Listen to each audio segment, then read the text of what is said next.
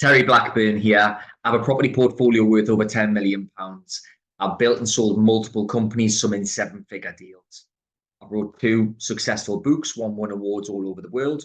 All of these awards behind me are national and international awards for some of my companies. Coach people one-on-one, and I run masterminds. Now, if you like what I talk about in this session, if you listen to my podcast, you follow us on Instagram, you follow the YouTube page, if you like what I talk about and I resonate with you and you can relate to me, jump on my website, which is terryblackburnproperty.com. All of the different services that I have is on there. I'd love to work with you and I'd love to help you get to where you want to be, whether that's in property, whether that's in business, whether it's in sales, goal setting, whatever it is that you want to achieve and want to learn. I'm your man. Enjoy the rest of the episode and speak soon. Hi, and welcome to the Rags to Riches show with myself, Terry Blackburn. So, today's episode is the 9 sales techniques that you need to learn and implement if you want to scale and make your property deals a little bit more profitable. So, these are 9 things that you can do, and people and things that you can negotiate on and with to ultimately make your deals more profitable, right? Because if you negotiate a discount on something, that means you've got more margin. Whether it's the purchase price, whether it's, the solicitor's cost, builder's cost, whatever, if you're saving money by negotiating a better deal, that is making more margin, more profit in the deal. Imagine if you've done this over 10 deals over the next 5 years. How much is that worth? Imagine if you're buying 10 properties a year over the next 10 years. That's 100 properties. And you save yourself $5,000 per deal. What's that worth? Yeah, this can be really, really profitable when you compound it up. It's a really, really valuable skill, actually, if you get this right. First thing you can do, point 1, is you can sell to the estate agent why they should send you deals before they go to market, or why they should send you deals on a regular instead of just putting it out on Rightmove to everybody else. So if you sell yourself to an estate agent, as in you build a relationship with them and you sell to them why you're a safe bet, why you're proceedable, why you're honest, you're a man of your word, you're a good person to deal with, and you can solve their problems and you can buy deals from them, because that's all estate agents ultimately want. If you can sell yourself and they believe you and trust you and think that you're a nice person and you're credible, you're selling there, right? You're selling to them why they should do this with you. I've got numerous estate agents in Newcastle and North Wales now where I've built a solid relationship with them and they trust me, they like me, and I've sold to them why I'm a good person to work with. Yeah, they are now sending me a steady stream of leads pretty much every week. So imagine how valuable that is. Imagine if you can get a steady stream of property deals emailed to you or WhatsApp to you every week from these from these estate agents. Imagine how profitable that is if they can send you an unbelievable deal once a week, once a month. Like, there could be 10 grand, 20 grand, 50 grand off the purchase price in some cases. So we're not talking about little numbers here. But the first person that you can learn how to sell to is an estate agent. Sell to them why you are someone who they should want to work with. Yeah? And get a steady stream of leads flying into your inbox every week. It's a fantastic place to be. How about learn how to negotiate a little bit better with vendors? So if you're sending some letters out, let's say you're doing a direct to vendor strategy and you go and meet a vendor, someone gives you a ring from a letter that you've sent. And yeah, I'm interested in selling my property, come and have a look. You need to know how to negotiate. You need to know how to sell when you get there. Because little basic things like if you turn up late and you're a bit rude to them and you're not polite, there's no smiling, no eye contact, bad body language, you don't say the right things or you say the wrong things, then it's unlikely that you're going to get discount on that deal. It's unlikely you're going to get the deal in the first place. So that in itself is a sales technique that you need to learn and implement when you're speaking direct to vendors. Sometimes when you do a viewing, of course, even through an estate agent, the vendor's there. You need to learn how to sell. You need to learn what to say and how to say it, to present yourself in a certain way so they think and know you are credible and proceedable and there's someone who they want to sell their property to. That's still selling. It's not always about selling a product or a service as in, I'll give you this and you give me some money for it. There's different types of sales. Selling to a landlord is slightly different to a vendor, right? Vendors generally someone that lives there. It covers landlords too, but they are different. If it's someone that's owner occupier, yeah, is what I'm talking about when I say vendor. Against a landlord, that's different. When you're speaking to a landlord, it's different language. You sell to them in a different way. They've got to know that you're proceedable and credible. You've got to show you're experienced as well. You've got to be likable. Yeah, you've got to know who you're speaking to. Be a bit of a chameleon, and you change colour to colour. You change the way you are. You move, change hats, as they say. You wear one hat when you're speaking to a builder. You wear a different hat when you're speaking to an estate agent. A different one when you're speaking to a landlord. Different when you're speaking to an angel investor. It's always different, right? You've got to be a chameleon, change and adapt. So vendors and landlords, you're selling to them why they should ultimately sell you their properties. If it's a landlord, they might have a portfolio. You've got to sell to them why they should sell you that. Maybe stagger the properties for tax purposes. But there's definitely ways to negotiate with these type people that you need to learn. Certainly if you want to scale and get real profitable property deals, which is what this podcast is about, then you need to do that for sure. How to negotiate, sell, and speak to an angel investor is hugely important. If you go meet an angel investor and you're using the wrong words and you're selling yourself in the wrong way, if you're looking desperate or like you look like you need the money, that's not going to come across very well. You've got to sell to them why you're a safe bet. Sell to them why they should work with you and why you're credible and what you can offer them, and your proposal needs to be sold to them, right? So you're still selling to an angel investor. Sales is involved in every part of property, yet many people don't even look at it that way. People think it's not important. But how am I buying so many deals, well over 100 now? How am I doing that when on market? These are on market properties. Whereas loads of people say to me, I can't find anything on market. And I'm generally finding one or two a month, every month on market. Like, I'm clearly doing something different, right? I'm still looking on Rightmove, same as you. But it's the sales skills, the negotiation, the persuasion techniques is what I'm using when I'm speaking to lenders, vendors, landlords, angel investors, estate agents, everybody. I'm using the techniques to get the outcome that I want. In a non-malicious way, by the way. I'm not, misleading people here. I'm still creating win-wins. But that's what sales is. It's a collaborative thing. You're creating a win-win for both people involved in the sale. And that's all I'm doing.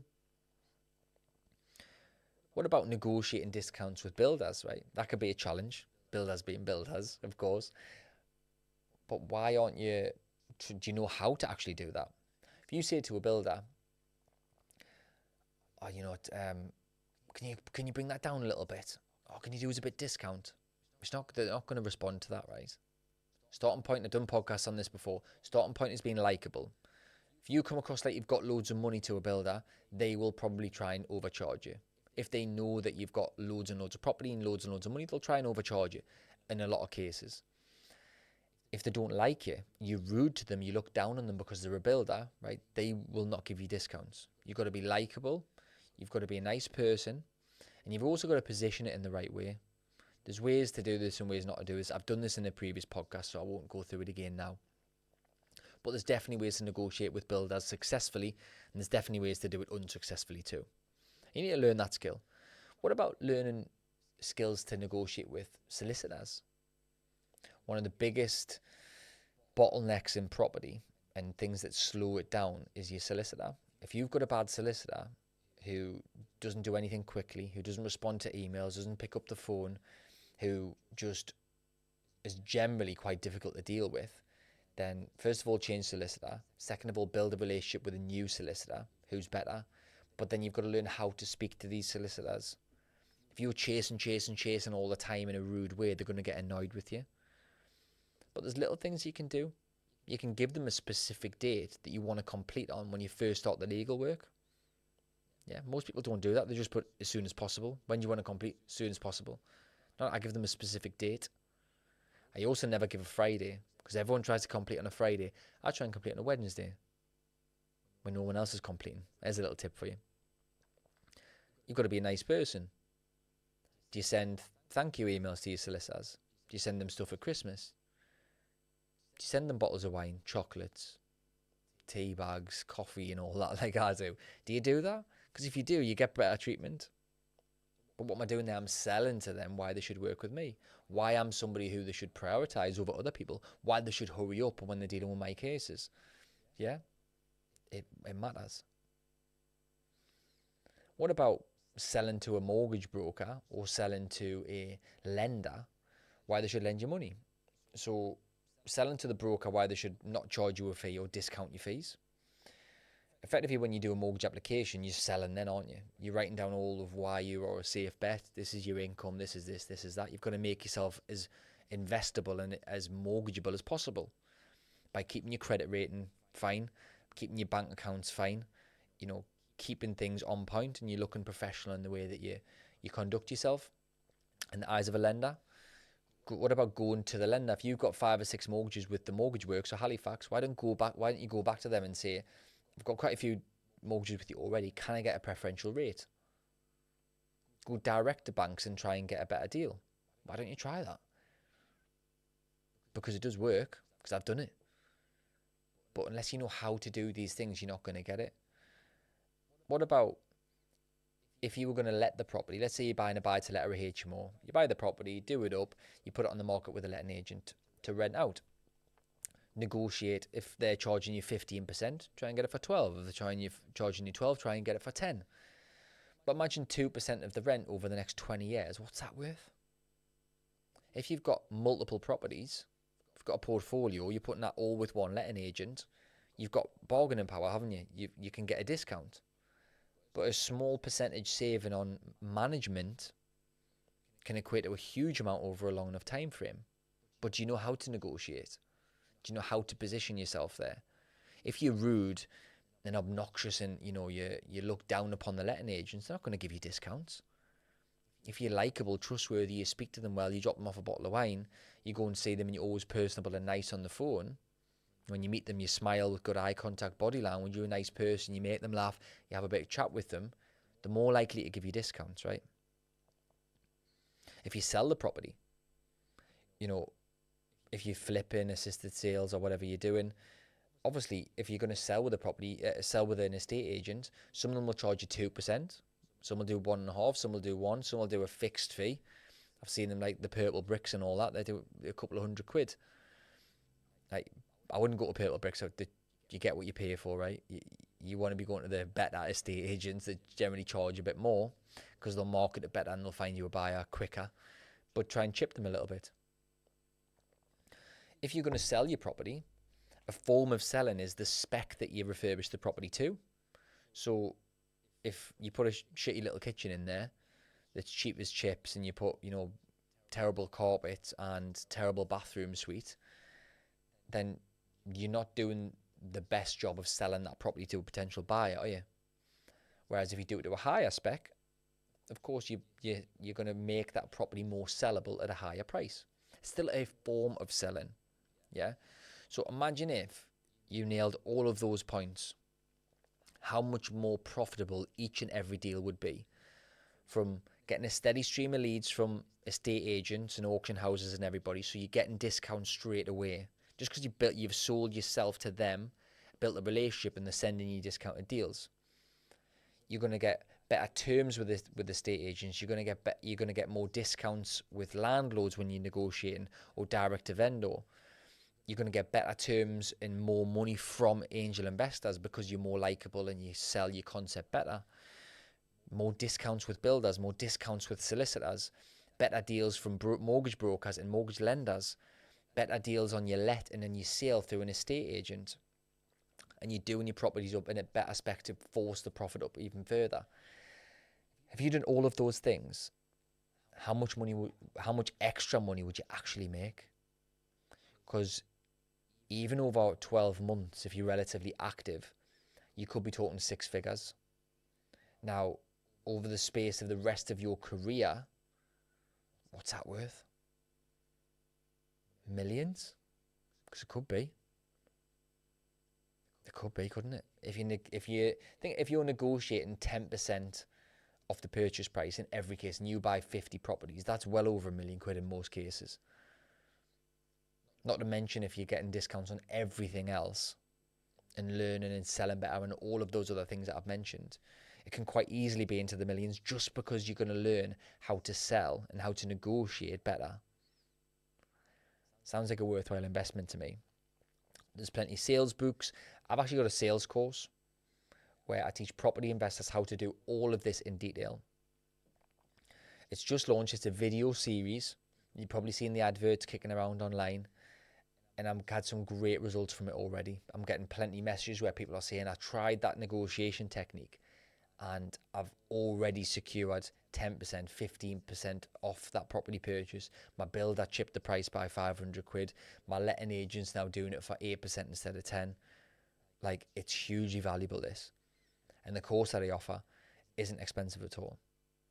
So if I've struck a chord with you today, if I've said something that's made you think, yeah, you know what, I need to learn how to negotiate and do this a bit better, jump on my website, terryblackburnproperty.com.